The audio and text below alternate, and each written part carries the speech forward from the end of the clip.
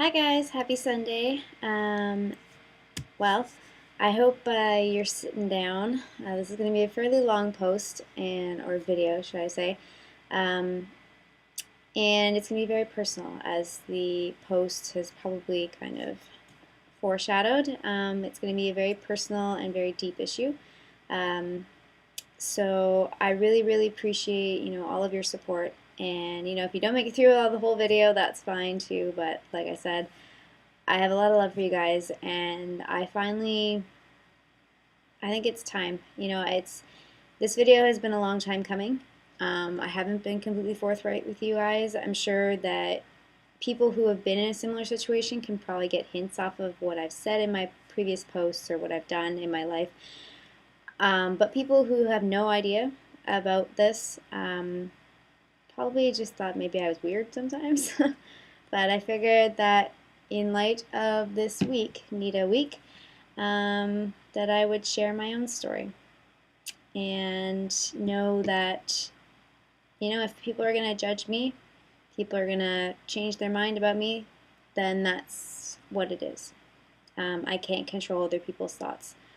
I will say that coming from a place of not understanding and to stand there and judge or to look at me more negatively, I think is a big shame.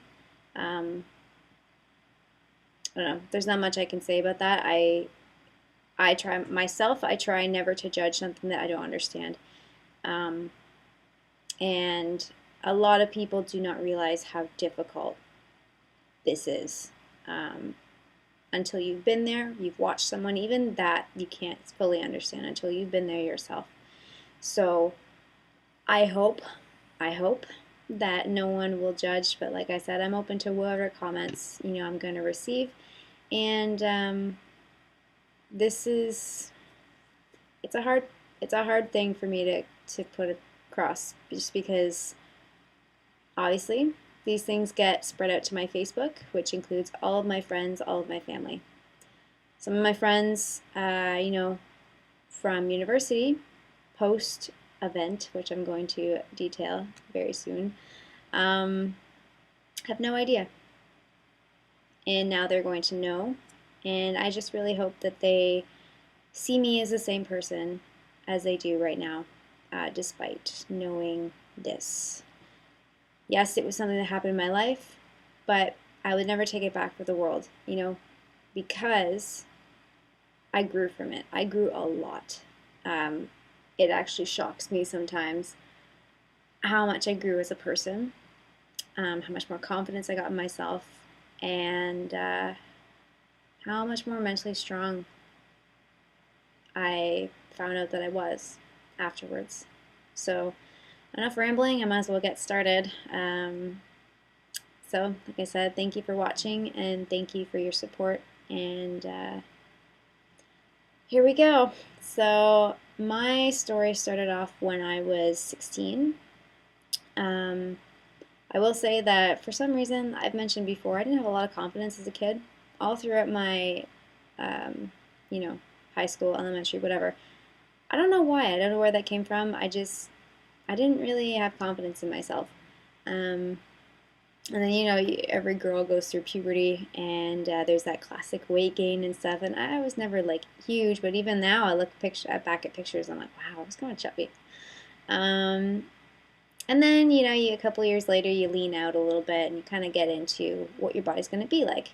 And, I'm 5 feet tall, I'm petite, and I kind of leaned out and let's say maybe around 100, 102 pounds. So, and that was not really me doing much in terms of, I played tennis, obviously we had gym class, whatever, and I ate relatively decent. Okay, nothing too special. At that point, it was the summer right after my 16th birthday, and I remember having some body conscious issues. I had always been kind of someone to focus on certain areas of my body. In particular, I was very focused all the time on, for some reason, my thighs and my core, so my abs.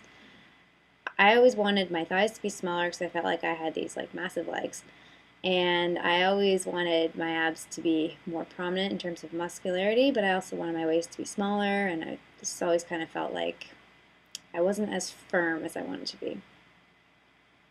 But none of these were like, overtaking my life. Okay, I still wore firm, form-fitting clothing, and I wasn't afraid, and it didn't, those thoughts never haunted me. So, kind of towards the end of the summer, unfortunately for me, my dentist decided to tell me much later on, remember I'm 16, that I needed braces. Yay me. Um, so I got those put on right before the beginning of my grade 11 year. Everyone is getting their braces off, and lucky me, I'm getting my braces on. Um, Coming from a person who already has very low confidence, I think this hit me really, really hard. I was so upset and thinking, like, because I focused so much on my outwards appearance at that point because I was not confident in myself, that hit me really hard. Braces are something that it's not fun. Physically, it hurts, but it also has an appearance aspect to it. And if you're already sensitive, then it's just going to be another thing on your list of things to be bugged about. So I started off grade 11 now with braces. And that was also around the time where I joined a gym. I started to, change my eating a little bit in the sense that I wanted to take certain things out and I thought I was eating healthier. But once again, my goal, I never had a goal to lose weight. That was never ever my intention. I never thought about it. I was just like, you know what? Maybe if I work out and I eat a little bit better, maybe my stomach will be what I want it to be. So kind of fast forward a little bit into maybe mid fall at that point. Um, at this point, I had started dropping weight, and my continuing of the cutting things out, being like, oh, this is not as healthy anymore. I'm just gonna take this out, and I started to get a little bit obsessed, you could say. Now, I also have the personality, very much so. I have the personality for this. Type A personality, very rigid, very controlling. Perfectionist is the big thing. Okay, so that came down to my body image. If I'm going to put my perfectionism on something, it was either school or it was myself. And I needed to be this, I had this image in my head about what I wanted to look like. And if I didn't get that, it's not perfect in my mind. So I just worked and worked and worked and worked. So I still I definitely at the gym, I was never doing stuff like I'm doing now. In terms of like bodybuilding, I did some cardio and I did some weights. I actually saw a personal trainer for a little bit to kind of get orientated a little bit in the gym after my dad had kind of showed me, previous months ago, like how to do basic lifting. So that was that. And so I would go back to the gym after school every day, and I would work with either my trainer or I would go and do something myself. Now, behind the scenes, I was getting more and more emotional. I was getting more to the point where, yes, weight was coming off, but it wasn't really, really fast at this point.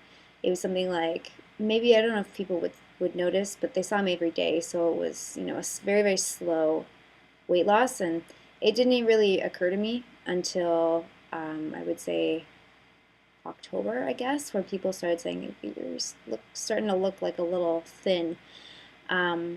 My parents were starting to get concerned, and at this point, I was still rational in myself to know that, okay, I am losing weight, because I would weigh myself like, oh, I lost another pound. And it would sit there, and it would kind of make my stomach turn, but then I walk away like it didn't happen. I guess, I had this tendency to kind of push negative things away and kind of hide them and bury them. So I would see it, my stomach would drop and be like, oh crap, I just lost another pound. Okay, anyways, let's go home. And I would just continue to do the same thing that I would always do. I had a little banana after my workout, and even that started getting smaller and smaller every day. And by the time November hit, this was the point, I guess, where I could really see that everything was getting very obsessive. I had this exercise routine I had to do every single night. It had like 200 sit-ups or something that I had to do every single night. And it would get me so anxious if I couldn't do them. And I would stay up. If I was late, if I had a lot of work to do, or if I went out, I had to come back and I had to do my sit-ups. It was just what I had to do, or else I would drive myself insane. Or if there was actually one day, it was semi-formal, that I didn't do them that night. I woke up early to do them in the morning before class. And at this point too, like my breakfast was getting really small. I still ate, like I still ate meals, but they were getting like drastically smaller. And I would pick away at the most random things. So like, for example, one of my dinners would be like a couple pieces of Melba toast with my veggie cheese, since I was allergic to milk at this point, or didn't know if I was allergic to milk, so I still was on these veggie cheese. So it was this veggie cheese slice on Melba toast. That was my dinner. Or one tiny like little bagel with the cheese on it. That was my dinner. And then for lunch, I might bring a sandwich, like a little sandwich. It was like on one of those like mini buns, and it would have just like one slice of turkey in it, because I was super plain back then. Um, and I started to get to the point where it's like I'd start to rip off some pieces of the bread, um, and stuff like that. And it was almost like I was eating like very little. So yes, I still ate, because you will die if you literally don't eat anything. I still ate, but I was going to the gym, and it was just very, very small. So now we kind of go into late November, and my weight loss is kind of lost itself at this point. It's just going. Every week was like 1, 2 pounds down, down, down, down. And I guess your body hits a wall at one point where it's just like, okay, I don't know what you're doing, so I'd give up. And your body just starts losing.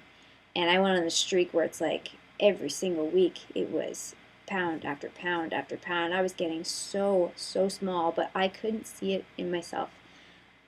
I didn't take any pictures during this time. I think I have maybe like one or two from semi-formal, and I have this one god-awful picture that haunts me that my parents have from me at Christmas, which was at my very lowest.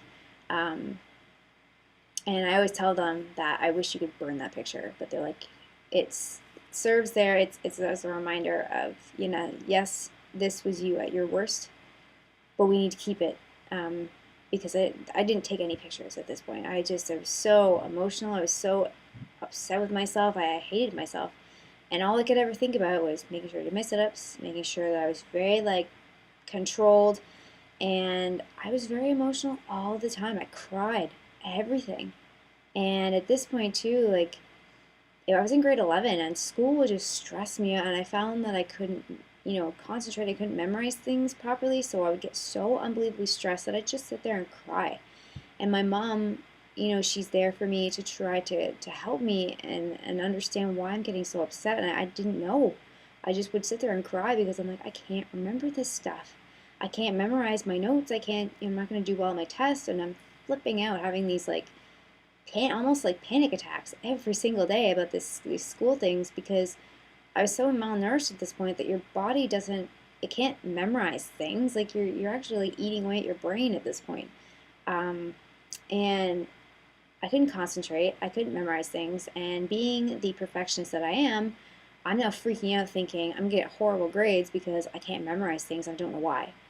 And meanwhile, I'm still doing everything that I'm doing. And other people now are starting to ask me, like my friends are starting to ask around. And at this point, too, my parents have started taking me to the doctor. So, like, I don't know what's wrong. And the doctor started to monitor me. And I remember my mom telling me, I didn't actually remember this, but my mom told me that she brought me into the doctor's office one day and she's like, Dr. Chu, Chelsea has an eating disorder. And he kind of just looked at me, and I think he kind of shrugged it off at first, if I remember her correctly. And then he took all my vitals, so like your blood pressure and your blood work and stuff like that. And it was at that point where he's like, I guess the wheels started to turn for him a little bit, and he decided to kind of monitor me. So I was coming in every week to get my vitals done, and obviously my blood pressure was starting to lower, and my heart rate was starting to lower as well. So obviously, you know, it's your heart, your vital organs, starting to be a bit of a concern there. So fast forward again, it is now Christmas time. And I remember coming out of school on the last day. It was the very, very last day before Christmas break. And I remember being so excited to go home and bake with my mom. And my dad came to pick me up, and there's something it's something about him. He was just very sad looking. And I was all happy and smiles and excited to go home and bake with my mom. Got in the car, and he said, "Chelsea, we're not going home. We're going to the hospital." And instantly my stomach drops again. And I knew exactly why. Except for, obviously, I would never tell myself, oh, I have an eating disorder. But I knew that it had something to do with all these things that we constantly were arguing. Like, I was constantly arguing with my parents, and I never, ever do that. It's constantly, feeling like I was being backed into a corner, and I would just fight it off, and I would just be like, no, there's nothing wrong with me. There's nothing wrong with me. And I'd have explanations for everything and why I did what I did. And, to put this out there, my parents tried their hardest. It's easy to blame someone who's standing right there and be like, well, why didn't you do anything? It's their child, okay? I was crying all the time. I would yell and argue at them, which I never did ever. My parents and I are so close. And so that was very, very abnormal for me. And so during all this, my parents are having they have no idea what's going on. They don't know what to do, and they're scared, and all they see is their child withering away in front of them, and they don't know what to do. And they don't understand what's going on because they've never experienced this before. So when you don't experience something and you don't know what to do, obviously no one can blame them, okay? That's one thing I want to put out there. My parents did the best that they could, okay, with the situation.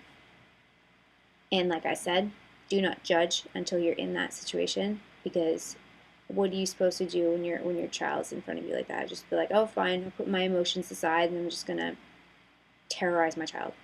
No. Anyways, back to my point. So I got in the car. We went to Credit Valley, Merge, and my doctor had told my parents to pack a bag for me because I probably wasn't coming home. I didn't know this at this point. So I'm sitting in the ER, and basically I got a mask put on me because apparently everyone was sick with this food poisoning stuff, and obviously I couldn't get that. So I had a mask on. I'm just sitting there. I'm freezing cold.